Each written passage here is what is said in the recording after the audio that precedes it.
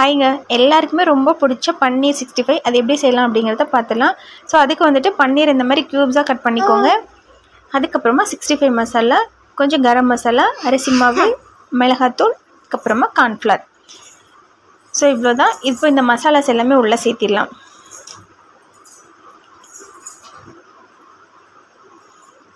So எல்லாத்தையும் உள்ளே சேர்த்துட்டு இதுக்கு தேவையான அளவு உப்பு இதையும் சேர்த்துட்டு நல்லா மிக்ஸ் பண்ணிக்கோங்க. பண்ணிவிட்டு லைட்டாக தண்ணி தொளித்து நல்லா கலக்கிக்கோங்க. கொஞ்சம் கொஞ்சமாக தண்ணி சேர்த்து நல்லா மிக்ஸ் பண்ணிக்கோங்க.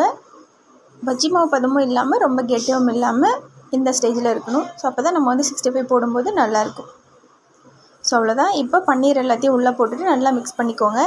சைட்லேயும் ஆயில் ஹீட் பண்ணிவிட்டு ஒன்று ஒன்றா உள்ளே சேர்த்திடலாம். நீங்கள் மொத்தமாக போட்டிங்க அப்படின்னா எல்லாம் ஒன்றா ஒட்டிக்கும். அதனால் தனித்தனியாக போடுங்க. ஸோ இப்போ எல்லாத்தையும் போட்டுட்டு ஒரு 5 மினிட்ஸ் மட்டும் இருக்கட்டும். 2 சைடுமே நல்லா திருப்பி போட்டு வேக வச்சுருங்க. ரொம்ப நேரம் வெந்தது அப்படின்னா அது வந்து ரப்பராட் ஆகிடும். அதனால் ஒரு 5 மினிட்ஸ் மட்டும் இருந்தாலே போதும், நீங்கள் எடுத்துடலாம். ஸோ இப்போ பாருங்கள், நல்லாவே வெந்துடுச்சு 2 சைடும். இப்போ நம்ம வந்து எடுத்துடலாம்.